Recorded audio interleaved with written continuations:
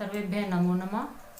अहम मोनिका तालियान। आज की वीडियो में हम अपने हाफ ईयरली एग्जाम का संस्कृत का प्रश्न पत्र कर रहे हैं।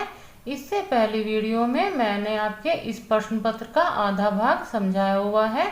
आप पहले अपने उसी प्रश्न पत्र को देखें, उसके बाद ही आप अपने इस वाले भाग को देखें, क्योंकि पहले वाले भाग में मैंने आपके इस प्रश्न पत्र के 3 खंड कराए हुए हैं। इस वाले प्रश्न पत्र में आपका केवल चौथा ही खंड है।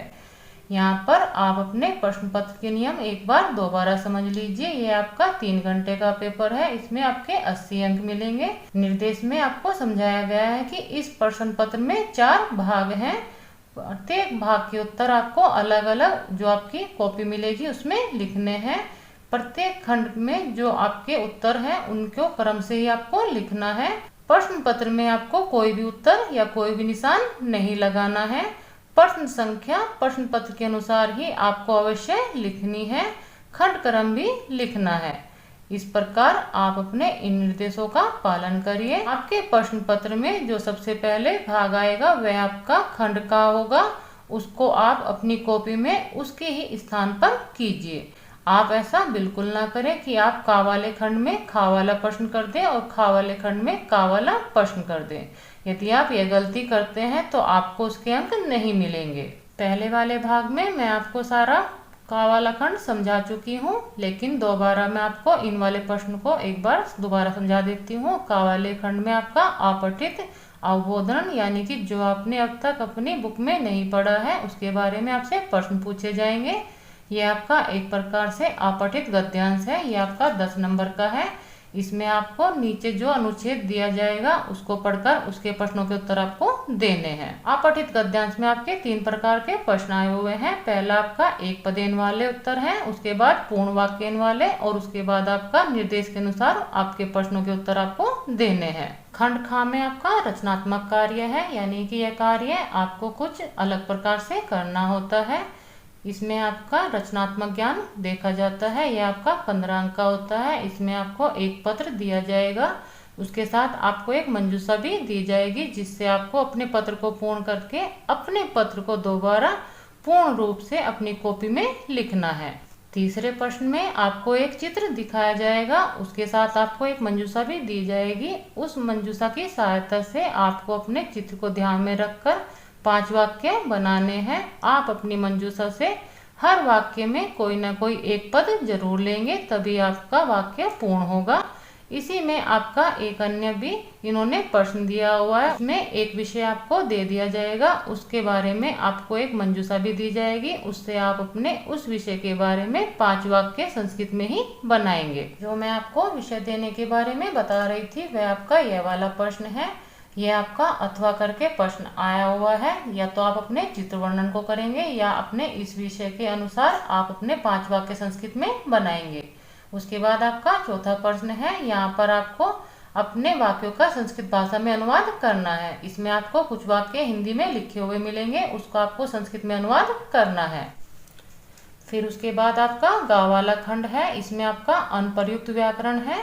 जिन व्याकरण को आप अपने सामान्य रूप से प्रयोग नहीं करते लेकिन उसके बारे में आप ज्ञान रखते हैं, जो आपने अब तक अपनी व्याकरण पढ़ी है उसी को आपको यहाँ पर प्रयोग करना है। आपका 5वें प्रश्न में जो आपको रेखांकित पद दिए हुए हैं उसमें आपको संधि करनी है या अलग करके उनको लिखना है। उसके बाद उन वाक्यों को दोबारा आप अपनी कॉपी में लिखेंगे। छठे वाले प्रश्न में इन्होंने कुछ रिक्त स्थान बनाए हुए हैं, उसके नीचे इन्होंने कुछ ऑप्शन में शब्द दिए हुए हैं। यह वाला प्रश्न आपके शब्द रूप के अनुसार होगा। जो आपके शब्द रूप आपको याद कराए जाते हैं वह आपको इस वाले प्रश्न में काम आएंगे। 7वें वाले प्रश्न में आपको जो संख्यावाचक शब्द होते हैं संस्कृत में, जो आपको संख्याएं याद कराई जाती हैं वह आपको यहाँ पर काम आएंगी, क्योंकि ब्रैकेट में आपको संख्या दे दी जाएगी। उसके बाद आपको आपके रिक्त स्थानों में उन ब्रैकेट वाली संख्याओं की संस्कृत लिखते हुए अपने वाक्य पूर्ण करने हैं। उसके बाद जो आपका प्रश्न आया हुआ है उसमें आपसे पूछा गया है कि जो आपके रेखांकित पद है उनमें आपको उनकी विभक्ति और उसका कारण बताना है। यह वाला प्रश्न आपका उपपद विभक्तियों से बनाया हुआ प्रश्न है, क्योंकि जो आपकी विभक्ति आई हुई है वह आपके उपपद के कारण आई हुई है। आपका 9वां प्रश्न है। इसमें आपको धातु रूपों का ज्ञान होना चाहिए। जो आप अपने कर्ता के अनुसार प्रयोग करेंगे। आपको आपके धातु रूप के भी बहुत सारे धातु रूप याद कराए जाते हैं, उनका आपको यहाँ पर प्रयोग करना है। यहाँ पर जो 10वां प्रश्न है उसमें आपको प्रकृति प्रत्यय को जोड़कर या अलग करके लिखना है। इस वाले प्रश्न से आपको जो अब तक प्रत्यय कराए गए हैं, इस वाले प्रश्न से आपके प्रत्यय का ज्ञान देखा जाएगा। इसके बाद आपका 11वां प्रश्न है। इस वाले प्रश्न में आपका जो अव्यय पद आपको सिखाए हैं उससे आपके अव्यय पद का ज्ञान प्राप्त किया जाएगा। आपका 12वें प्रश्न में जो उपसर्ग को अलग करके या जोड़कर लिखने के लिए कहा गया है, इससे आपके उपसर्ग के ज्ञान का पता चलेगा, क्योंकि यह वाला प्रश्न आपके उपसर्ग के बारे में ही है। इससे आगे का भाग हम अपने पूर्ण रूप से करेंगे, क्योंकि अब हमारा खंड घ शुरू होगा। यहाँ तक आपका खंड घ समाप्त हो जाता है। आपके प्रश्न पत्र में खंड घ यानी कि चौथे वाला भाग है। इसमें आपका पठित अवबोधनम, जो आपका पठित गद्यांश है उसको आपको बताया जाएगा। अब तक आपने जो अपने अपठित अवबोधनम वाले प्रश्न किए हैं वह आपने अपनी बुक में अब तक नहीं पढ़े थे, लेकिन अब जो आप अपने प्रश्न करेंगे वह आपने अपनी बुक में पढ़े हुए हैं। ये आपके 30 अंक के हैं। प्रश्न संख्या 13 है। अधोलिखितम गद्यांशम पठित्वा प्रश्नानाम उत्तराणि लिखत। नीचे लिखे गद्यांश को पढ़कर प्रश्नों के उत्तर लिखिए। यहाँ पर जो आपका गद्यांश दिया हुआ है यह आपके पाठ से ही है। यह आपका चौथे वाला पाठ है जो है आपका समस्व महर्षि। इसको आप पहले ही पढ़ चुके हैं, तो आप अपने इस गद्यांश को बहुत ही आसानी से समझ जाएंगे। इसमें सह असुहनु यात्री पुनः दुर्वचनानि आकथ्यत। वह असहनशील यात्री दोबारा दुर्वचन कहता है। शिष्यः महर्षिम उपगत्य सर्वम वर्णितवान। शिष्य महर्षि के पास जाकर सब कुछ वर्णन कर देते हैं। महर्षि एकम संदेशम दत्वा पुनः शिष्यम तत्र प्रेषितवान। महर्षि एक संदेश देकर दोबारा शिष्य को उसके पास भेजते हैं। शिष्य है तत्र गत्वा आकथ्यत। शिष्य वहां जाकर कहता है, अस्माकं स्वामी कथयति यत् अमृत वर्षाय भवतः बहुशक्ति नष्टः। हमारे स्वामी कहते हैं कि अमृत वर्षा के कारण आपकी बहुत सारी शक्ति नष्ट हो गई है। पुनः अमृत वर्षायै शक्तिं प्राप्नुतुम एतानि मधुराणि रसयुक्तानि फलानि स्वीकरोतु। दोबारा ऐसी अमृत वर्षा के लिए शक्ति प्राप्त करने के लिए यह मीठे रसयुक्त फल स्वीकार कीजिए। एतत् श्रुत्वा सः यात्री लज्जितः भूत्वा धावित्वा च महर्षेः समीपम् आगत्य पादयोः पतित्वा आकथयत्। यह सुनकर वह यात्री लज्जित होकर और दौड़ते हुए महर्षि के पास आकर उनके पैरों में गिरकर कहता है, समसु महर्षि क्षमा करे, महर्षि समसु क्षमा करे। अहम अपराधी अस्मि, भवान देवः समसु समसु। मैं अपराधी हूँ, आप देव हैं, क्षमा करें क्षमा करें। इदम सर्वम दृष्ट्वा शिष्यः चकितः आसन। यह सब देखकर शिष्य चकित होते हैं। इस प्रकार यह आपके द्वारा पहले से ही पढ़े हुए गद्यांश की हिंदी मैंने आपको समझाई है। अब आप अपने गद्यांश में से अपने प्रश्नों के उत्तर दीजिए। पहले जो आपका प्रश्न है, एक पदेन उत्तर, एक प्रश्न में उत्तर दीजिए। केवलम प्रश्न द्वयम, केवल 2 प्रश्नों के उत्तर आपको देने हैं।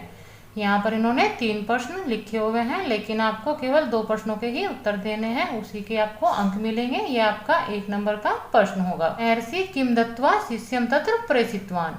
इस वाले प्रश्न का उत्तर आपका संदेशम वाले प्रश्न का उत्तर को आप अपने पठित वाले गद्यांश में देख सकते हैं कि महर्षि एकम संदेशम दत्वा। यहाँ पर आपके इस वाले प्रश्न का उत्तर है के चकितः आसन, कौन आश्चर्यचकित हुए। इस वाले प्रश्न का उत्तर आपका यहाँ पर लिखा हुआ है कि इदम सर्वा दृष्ट्वा शिष्यः चकितः आसन, कि शिष्यः आश्चर्यचकित हुए। तो आपके इस वाले प्रश्न का उत्तर है शिष्यः। सह असहुणु, यहाँ पर आपका आ की मात्रा गलत आई हुई है, ये आपका असहुणु है। यात्री पुनः कानि आकथ्यत। वह असहनशील यात्री दोबारा क्या कहता है। इस वाले प्रश्न का उत्तर आपका यहाँ पर लिखा हुआ है कि सह असुहनु यात्री पुनः दुर्वचनानि आकथ्यत।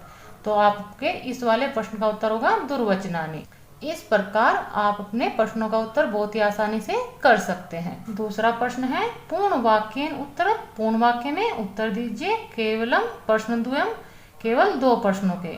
यहाँ पर जो आपके इन्होंने 3 प्रश्न दिए हुए हैं, उनमें से आपको 2 प्रश्नों के पूर्ण वाक्य में उत्तर लिखने हैं। ये आपका 2 नंबर का प्रश्न होगा। यहाँ पर आप अपने गद्यांश को इन प्रश्नों के साथ नहीं देख पा रहे हैं, तो मैं आपके गद्यांश में जो मैंने निशान बनाए हुए हैं उनके अनुसार ही आपको यहाँ पर समझा देती हूँ। आपको अपने प्रश्नों का उत्तर देते हुए केवल अपने प्रश्नों का अर्थ निकालना होता है। उसके बाद आप अपने पठित और अपठित गद्यांश से उस अर्थ का मिलान करते हुए बहुत ही आसानी से इन प्रश्नों के उत्तर कर सकते हैं। आपका जो पहला प्रश्न है वह आपका है, यात्री पदयो पतित्वा किम आकथ्यत। उस वाले प्रश्न का उत्तर आपका पदयो पतित्वा आकथ्यत। यहाँ पर आपका पदयों से शुरू हुआ है, लेकिन आपको यात्री भी लिखना होगा क्योंकि आपके प्रश्न में आया हुआ है कि यात्री पदयो पतित्वा आकथ्यत समसु महर्षे समसु अहम अपराधी अस्मि भवान देवः समसु समसु। इस प्रकार आपके पहले वाले प्रश्न का उत्तर यहाँ से यहाँ तक होगा। दूसरे वाला जो आपका प्रश्न है उसमें आपका है, शिष्यः तत्र गत्वा किम आकथ्यत। शिष्य वहां जाकर क्या कहता है। इस वाले प्रश्न का उत्तर आपका बहुत ही बड़ा है, तो आप इसको ध्यान से देखेंगे। ये आपका यहाँ से यहाँ तक जो मैंने निशान लगाया हुआ है इसको आप करेंगे।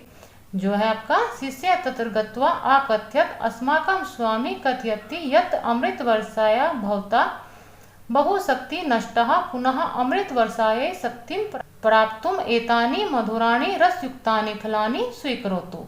यहाँ तक आपके दूसरे वाले प्रश्न का उत्तर है। तीसरे वाला प्रश्न है आपका, शिष्य कम उपगत्य सर्वम वर्णितवान। इस वाले प्रश्न का उत्तर आपका यहाँ पर शिष्य महर्षिम उपगत्य सर्वम वर्णितवान। इस प्रकार आप अपने पूर्ण वाक्य वाले प्रश्नों के उत्तर बहुत ही आसानी से कर सकते हैं। तीसरा प्रश्न है, निर्देश अनुसारम उत्तर। निर्देश के अनुसार उत्तर दीजिए केवलम प्रश्न द्वयम, केवल 2 प्रश्नों का। जैसा आपको इन प्रश्नों में निर्देश दिया जाएगा उसके अनुसार ही आपको इन प्रश्नों के उत्तर करने हैं। शिष्य तत्र गत्वा आकथ्यत अत्र अव्यपदम किम।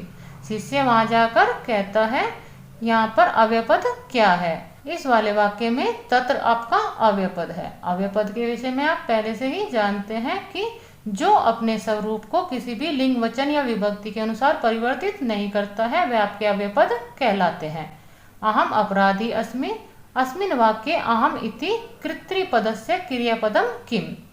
मैं अपराधी हूँ, इस वाक्य में जो आपका अहम यानी कि मैं कृत्रिपद है उसका क्रियापद क्या है। यहाँ पर इस वाले वाक्य में अस्मि आपका क्रियापद है। रसयुक्तानि फलानि अन्योपदयो विशेषण पदम किम। रसयुक्त फल, इन दोनों पदों में विशेषण पद क्या है। फलानी आपका विशेष्य है क्योंकि फलों की विशेषता आपका रसयुक्त होना बताया गया है, और जो विशेष्य की विशेषता बताते हैं वह आपके विशेषण कहलाते हैं। इन दोनों पदों में रसयुक्तानि आपका विशेषण पद है। प्रश्न संख्या 14 है, निम्नलिखित श्लोकम पठित्वा प्रश्नानां उत्तराणि लिखत। नीचे लिखे हुए श्लोक को पढ़कर प्रश्नों के उत्तर लिखिए। यहाँ पर आपको श्लोक की एक ही पंक्ति दिखाई दे रही है, शेष आपकी पंक्तियां अगले पेज पर हैं। तो पहले आप अपनी इस पंक्ति को ही समझ लीजिए। पापात निवार्यति योज्यते हिताय। पाप से निवारण करते हैं, हित के कार्यों में लगाते हैं। गुह्यम निगुह्यति गुणान प्रकटीकरोति। छिपाने योग्य को छिपाते हैं, गुणों को प्रकट करते हैं। अपादगतम च न जहाति ददाति काले। विपत्ति के समय छोड़कर नहीं जाते हैं। सन्मित्रम लक्षण इदम प्रवदन्ति संतः। अच्छे मित्र के लक्षण संतों ने कहे हैं। इस वाले श्लोक को आप अपनी बुक में पहले भी पढ़ चुके हैं, इसलिए मैंने यहाँ पर आपको छोड़े ही इसका अर्थ समझाया है। इसको समझने के बाद आप अपने पहले प्रश्न का उत्तर देंगे। एक पदेन उत्तर, एक पद में उत्तर दीजिए केवल प्रश्न द्वयम, केवल 2 प्रश्नों के। सन्मित्रम कान प्रकटी करोति। अच्छे मित्र किसको प्रकट करते हैं। यहाँ पर आपने अभी देखा है कि गुणान प्रकटी करोति, गुणों को प्रकट करते हैं। तो यहाँ से आप अपने प्रश्न का उत्तर दे सकते हैं जो आपका गुणान। कहाँ हिताय योज्यते, कौन हित के कार्यों में लगाता है। इस वाले श्लोक में बताया गया है कि अच्छे मित्र के यह लक्षण होते हैं कि वह हित के कार्यों में लगाते हैं। तो आपके इस वाले प्रश्न का उत्तर होगा सन्मित्रम। सन्मित्रम कहाँ न त्यजति, अच्छे मित्र कब नहीं छोड़ते हैं। इस वाले प्रश्न का उत्तर आपका अपादगतम च न ददाति काले, यानी कि विपत्ति के समय में छोड़ते नहीं हैं बल्कि हमें समय देते हैं। इस वाले प्रश्न का उत्तर आपका अपादगतम। दूसरा प्रश्न है पूर्ण वाक्येन उत्तरत्। पूर्ण वाक्य में उत्तर दीजिए। केवलम प्रश्नद्वयम्। 2 प्रश्नों के उत्तर आपको देने हैं। यहाँ पर आपके 3 प्रश्न लिखे हुए हैं, लेकिन आपको केवल 2 प्रश्नों के उत्तर देने हैं, क्योंकि आपको निर्देश दिया गया है कि केवलम प्रश्नद्वयम्। संतः कस्य लक्षणम प्रवदन्ति। संतों के द्वारा किसके लक्षण बताए गए हैं। इस वाले प्रश्न का उत्तर आपका यहाँ पर मिल जाएगा। सन्मित्रम लक्षण इदम प्रवदन्ति संतः, यानी कि संतों के द्वारा अच्छे मित्र के लक्षण बताए गए हैं। सन्मित्रम किम निगूहति। अच्छे मित्र क्या छिपाते हैं। इस वाले प्रश्न का उत्तर आपका गुह्यम निगूहति, यानी कि सन्मित्रम गुह्यम निगूहति, ये आपके इस वाले प्रश्न का उत्तर होगा। सन्मित्रम कस्मात् निवारयति। अच्छे मित्र किससे निवारण करते हैं। इस वाले प्रश्न का उत्तर है आपका सन्मित्रम पापात् निवारयति। यह आपकी इसी श्लोक की पहली पंक्ति है, जो आपको यहाँ पर दिखाई नहीं दे रही है। तीसरा प्रश्न है निर्देश अनुसारम उत्तरत् केवल प्रश्नद्वयम्। निर्देश अनुसार उत्तर दीजिए केवल 2 प्रश्नों के। जैसे आपको इन प्रश्नों में निर्देश दिया जाएगा, उसके अनुसार ही आपको इन प्रश्नों का उत्तर देना है। सन्मित्रम हिताय योज्यते अस्मिन् वाक्ये क्रियापदम किम। अच्छे मित्र हित के कार्य में लगाते हैं। इस वाले वाक्य में क्रियापद क्या है। यहाँ पर आप देखेंगे कि योज्यते जो आपका पद है वह आपका क्रियापद है, तो आप इसको यहाँ पर लिख देंगे। लक्षणम इदम अन्य पद्यो विशेष्य पदम किम। इसके है लक्षण है, इसमें विशेष्य पद क्या है। इस वाले प्रश्न का उत्तर आपका लक्षणम अपादगतम न जहाति।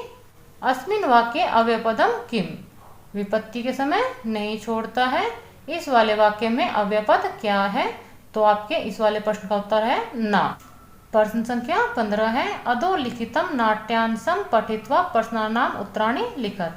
नीचे लिखे हुए नाट्यांश को पढ़कर प्रश्नों के उत्तर दीजिए। यहाँ पर जो नाट्यांश दिया हुआ है यह आपका कलामोदय का जो पाठ है उसमें से आपका कुछ भाग इन्होंने दिया है। आप इस पाठ को पहले भी पढ़ चुके हैं। यहाँ पर मैं आपको केवल जल्दी से ही इसको समझा देती हूँ। अन्य छात्र कहते हैं किम एते महोदय अस्माकं राष्ट्रस्य वैज्ञानिक परामर्शदाता अपि अभवन्। क्या ये महोदय हमारे राष्ट्र के वैज्ञानिक परामर्शदाता भी हुए। आचार्य कहते हैं आम हाँ। 98 अधिक 19 वर्षे एतेषां महोदयानां नियुक्ति अस्मिन् पदे अभवत्। हाँ 98 अधिक 19 यानी कि 1998 वर्ष में इन महोदय की नियुक्ति इस पद पे हुई। अन्य छात्र कहते हैं अस्माकं राष्ट्रस्य सर्वोच्चतम नागरिकं सम्मानं भारत रत्नम अपि एते महोदया प्राप्तवन्तः। अन्य छात्र यहाँ पर बताते हैं कि हमारे राष्ट्र का सर्वोच्चतम नागरिक सम्मान भारत रत्न भी इन महोदयों ने प्राप्त किया। आचार्य आम 97 अधिकम 19 वर्षे महोदयः इदं सम्मानं प्राप्तवान। आचार्य कहते हैं हाँ 97 अधिक 19 यानी कि 1900 वर्ष में, कहने का अर्थ है 1997 ईस्वी में महोदय ने यह सम्मान प्राप्त किया। अयं महाअनुभवा स्वगुण अनुरूपम अस्माकं राष्ट्रस्य राष्ट्रपते पदम अलंकृतवान।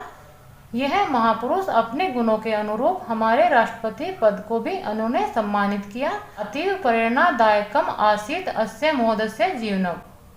बहुत ही प्रेरणादायक था इन महोदय का जीवन। सर्वे सभी कहते हैं आम मान्यवर कि हाँ मान्यवर। डॉक्टर कलाम महोदयस्य जीवनस्य संदेशः अस्ति जीवने कदापि आत्मनम लघुम असहायम च मा चिंतयतु। डॉक्टर कलाम महोदय के जीवन का संदेश है जीवन में कभी भी अपने आप को छोटा और असहाय मत समझो। संकल्पे दृढ़ विश्वासे आशायाम च सफलतायाम निहितम अस्ति। संकल्प और दृढ़ विश्वास और आशा में सफलता निहित है। इस प्रकार आप अपने इस नाट्यांश को समझने के बाद इनके प्रश्नों के उत्तर दीजिए। यहाँ पर एक पदेन उत्तरत, एक पद में आपको उत्तर देना है। केवलम प्रश्नद्वयम्, 2 प्रश्नों के उत्तर यहाँ पर आपको देने हैं। कलाम महोदयस्य जीवनम कीदृशम आसीत्। कलाम महोदय का जीवन कैसा था। यहाँ पर आप अपने नाट्यांश को नहीं देख पाएंगे, लेकिन मैंने आपके इन प्रश्नों का उत्तर किया हुआ है, तो आप उसके अनुसार ही इनको समझ लीजिए कि डॉक्टर महोदय का जीवन प्रेरणादायक था। यहाँ पर आपको एक पद में ही उत्तर देना है, इसलिए प्रेरणादायक में आपको लिखना है। 1997 ईस्वी वर्षे डॉक्टर APJ अब्दुल कलाम महोदय किम सम्मानम प्राप्तवान। 1997 ईस्वी में डॉक्टर APJ अब्दुल कलाम महोदय ने क्या सम्मान प्राप्त किया था? इस वाले प्रश्न का उत्तर आपका भारत रत्न। किम डॉक्टर कलाम महोदय वैज्ञानिक परामर्शदाता अपि अभवन्? क्या डॉक्टर कलाम महोदय वैज्ञानिक परामर्शदाता भी हुए? इस वाले प्रश्न का उत्तर आपका आम की हाँ। इस प्रकार आप अपने एक पदेन के उत्तर बहुत ही आसानी से कर सकते हैं। दूसरा प्रश्न है पूर्ण वाक्येन उत्तरत्। पूर्ण वाक्य में उत्तर दीजिए केवलम प्रश्नद्वयम्, केवल 2 प्रश्नों के। यहाँ पर आपका स्पेस बहुत कम था, इसलिए मैंने आपके नाट्यांश में ही इन प्रश्नों के चिन्ह लगाए हुए हैं। आप पहले अपने प्रश्नों को पढ़ लीजिए, उसके बाद हम इनके प्रश्नों का उत्तर करेंगे। डॉक्टर कलाम महोदयस्य जीवनस्य संदेशः का अस्ति? डॉक्टर कलाम महोदय के जीवन का क्या संदेश है? इस वाले प्रश्न का उत्तर है आपका यहाँ से यहाँ तक उत्तर है। डॉक्टर कलाम महोदयस्य जीवनस्य संदेशः अस्ति जीवने कदापि आत्मनं लघुम् आशायं च मा चिन्तयतु संकल्पे दृढ़ विश्वासे आशायां च सफलतां निहितम् अस्ति। डॉक्टर कलाम महोदय के जीवन का संदेश है कि जीवन में कभी भी अपने आप को लघु यानी कि छोटा और असहाय मत समझो। संकल्प और दृढ़ विश्वास और आशा से जीवन में सफलता प्राप्त कर सकते हैं। महोदय स्वगुण अनुरूपम अस्माकं राष्ट्रस्य किं पदम अलंकृतवान? महोदय अपने गुणों के अनुसार हमारे राष्ट्र के किस पद को सुशोभित करते हैं या उन्होंने किस पद को सुशोभित किया? इस वाले प्रश्न का उत्तर है खा वाले प्रश्न का उत्तर आपका यहाँ पे है। महोदय आप अपने प्रश्न से ही लेंगे। स्वगुण अनुरूपम अस्माकं राष्ट्रस्य राष्ट्रपति पदम अलंकृतवान कि महोदय ने अपने गुणों के अनुसार हमारे राष्ट्र के राष्ट्रपति पद को सुशोभित किया। वैज्ञानिक परामर्शदाता इति पदे महोदयानां नियुक्ति कदा अभवत्? वैज्ञानिक परामर्शदाता जो इस प्रकार के पद पर महोदय की नियुक्ति कब हुई? इस वाले प्रश्न का उत्तर है जो आपका तीसरा प्रश्न है। उसमें मैंने जहाँ तक लाइन खींची हुई है आप उसको वहाँ तक उसी के अनुसार करेंगे। उसके बाद आप लिखेंगे 98 अधिक 19 वर्षे एतेषां महोदयानां नियुक्ति अस्मिन् पदे अभवत्। यानी कि इन महोदय की परामर्शदाता के रूप में हमें अधिक 19 से कहने का अर्थ है कि 1998 में इन महोदय की नियुक्ति इस पद पर हुई। इस प्रकार आप अपने पूर्ण वाक्य के उत्तर बहुत ही आसानी से कर सकते हैं। तीसरा प्रश्न है निर्देश अनुसारम उत्तरत्। निर्देश अनुसार उत्तर दीजिए केवलम प्रश्नद्वयम्, केवल 2 प्रश्नों के। यहाँ पर जैसा आपको निर्देश किया जाएगा उसके अनुसार ही आपको इन प्रश्नों के उत्तर देने हैं। नागरिक सम्मानम अन्योपद्यो विशेषण पदम किम? नागरिक सम्मान इन पदों में विशेषण पद क्या है? यदि आप अपने नाट्यांश को देखेंगे उसमें आपको नागरिक सम्मान का विशेषण पद मिलेगा जो आपका है सर्वोच्चतम। अत्र महाअनुभवः पदस्य पर्याय पदम किम प्रयुक्तम? यहाँ जो महाअनुभव लिखा हुआ है उस पद के लिए पर्यायवाची पद आपके नाट्यांश में क्या प्रयोग हुआ है? इस वाले प्रश्न का उत्तर है महोदयः, महोदय। प्राप्तवन्तः इति क्रियापदस्य कृत्यपदम किम? प्राप्त किया जो आपका यह क्रियापद है इसका कृत्यपद यानी कि कर्ता कौन है? इस वाले प्रश्न में आपका उत्तर बनेगा महोदयः, महोदय। प्रश्न संख्या 16 है मंजूषायां प्रदत्त पदै रिक्त स्थानानि पूरित्वा पूर्णम भावार्थम लिखत। मंजूषा में दिए हुए पदों से रिक्त स्थानों को पूर्ण करते हुए पूर्ण भावार्थ लिखिए। यहाँ पर जो इन्होंने पंक्ति के रूप में एक सूक्ति दी हुई है उसका अर्थ यानी कि जो आपको भावार्थ करना है वह आपको पूर्ण अपनी मंजूषा में दिए हुए पदों से करना है। पहले आप अपनी मंजूषा के पदों को देख लीजिए, उसके बाद हम इस कार्य को करेंगे। यह आपके 16वें वाले प्रश्न की मंजूषा है। इसमें आपके 4 पद हैं। शास्त्राणाम यानी कि शास्त्रों का, समय है समय, नेत्रम आँखों को, आगच्छन्ति आते हैं। ये आपके 4 शब्द हैं, इनसे आपको अपने भावार्थ पूर्ण करने हैं। यहाँ पर भी आपकी एक सूक्ति दी हुई है और इससे पहले भी आपकी एक सूक्ति इन्होंने दी हुई है। तो हम पहले अपनी पहले वाली सूक्ति देखेंगे, उसके बाद हम आगे का कार्य करेंगे। कि पहली सूक्ति दी है इन्होंने गतः कालो न पुनरुपेति, यानी कि गया हुआ समय दोबारा नहीं आता। इसका जो भावार्थ होगा कि हमें सभी कार्य ही समय पर कर लेना चाहिए, कभी भी समय नष्ट नहीं करना चाहिए, क्योंकि क्षण क्षण ही समय व्यतीत हो रहा है और गया हुआ समय कभी भी वापस नहीं आएगा। तो आपने अपनी मंजूषा भी देखी है, उसमें आपका समय जो पद है उसको आप यहाँ पर पूर्ण करेंगे। आपका भावार्थ हो जाएगा शीघ्रम एव कार्याणि करणीयानि समय नष्टा न करणीय यत् क्षणे यानी कि शीघ्र ही कार्य कर लेना चाहिए, समय नष्ट नहीं करना चाहिए, क्योंकि हर क्षण क्षणेन यह समय व्यतीतः भवति सः पुनः न आगच्छति, क्योंकि पल पल समय व्यतीत होता है, वह दोबारा नहीं आता। अतः समय से महत्व ज्ञातव्यम, इसलिए समय का महत्व जानना चाहिए। दूसरी सूक्ति है सर्वस्य लोचनम शास्त्रम, शास्त्र सभी के लिए आंखें हैं। इस वाली सूक्ति का भावार्थ इन्होंने दिया है शास्त्राणाम ज्ञानम एवं मनुष्य वास्तविकम। यहाँ पर आप अपनी मंजूषा में जो नेत्रम पद है उसको भरेंगे। नेत्रम अस्ति कि शास्त्रों का ज्ञान ही मनुष्य के लिए वास्तविक आंखें हैं। ज्ञान शक्तिया एवं मानवस्य कार्याणि सिद्ध्यन्ति, ज्ञान शक्ति से ही मनुष्य सभी कार्य सिद्ध करते हैं। अतः शास्त्राणाम ज्ञानम प्राप्तुम सदैव तत्परः भवेयुः, अतः शास्त्रों का ज्ञान प्राप्त करने के लिए हमेशा तत्पर होना चाहिए। इस प्रकार अपनी मंजूषा से आप अपने भावार्थ पूर्ण कर सकते हैं। आपकी जो यह सूक्ति वाले पाठ है यह मैंने आपको बहुत अच्छे से समझाया हुआ है। आप अपने चैनल की प्लेलिस्ट में यह पाठ दोबारा भी समझ सकते हैं। प्रश्न संख्या 17 है अधोलिखित वाक्येषु रेखांकित पदानि आधृत्य प्रश्न निर्माणं कृत्वा पूर्ण वाक्यम लिखत, केवलम प्रश्न चतुष्टयम्। नीचे लिखे वाक्यों में रेखांकित पदों के स्थान पर आप अपने प्रश्नवाचक वाले पदों का प्रयोग करके प्रश्न निर्माण करके वाक्य पूर्ण करके लिखिए। केवल आपको 4 प्रश्न करने हैं। इसमें आपको अपने किम सर्वनाम के और जो आपके अव्यय पद हैं प्रश्नवाचक वाले उनको ध्यान रखना है। आप अपने रेखांकित वाले स्थान पर उनका ही प्रयोग करेंगे। इसके बारे में आपको मैं पहले भी बहुत बार बता चुकी हूँ कि जिस वचन जिस विभक्ति का आपका रेखांकित पद होगा उसी वचन उसी विभक्ति का आप पद प्रयोग करेंगे। यहाँ पर आपका मुस्काहा बिलात बही आगच्छन्ति, इस वाले वाक्य में बिलात आपका जो रेखांकित पद है वह आपका पंचमी विभक्ति एक वचन का पद है, उसके स्थान पर आप कस्मात प्रयोग करेंगे और पूर्ण वाक्य दोबारा ऐसे ही लिख देंगे।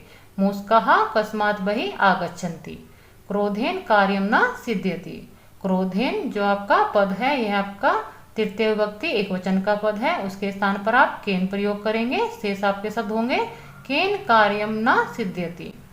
लक्ष्मी दानवती भव, लक्ष्मी जो आपका पद है वह आपका स्त्रीलिंग का प्रथम विभक्ति एक वचन का पद है, उसके स्थान पर आप का पद प्रयोग करेंगे, क्योंकि किम सर्वनाम के जो आपके शब्द रूप होते हैं वह आपके तीनों ही लिंगों में पृथक होते हैं।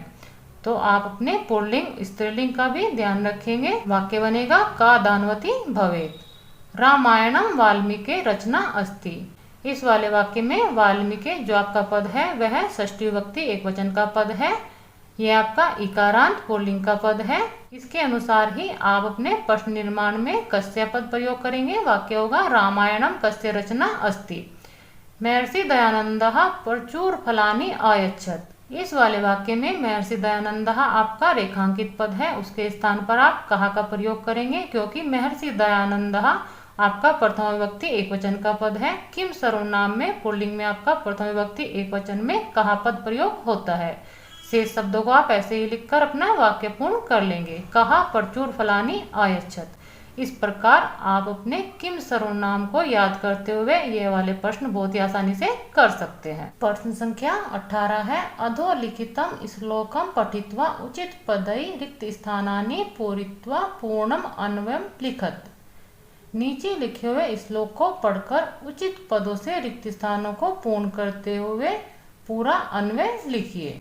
यहाँ पर आपका इन्होंने एक श्लोक दिया हुआ है, उसका अन्वय आपको यहाँ पर करना है। यहाँ पर अन्वय में कुछ शब्द इन्होंने पहले ही लिखे हुए हैं, शेष शब्दों को आप अपने श्लोक से देखकर पूर्ण करेंगे।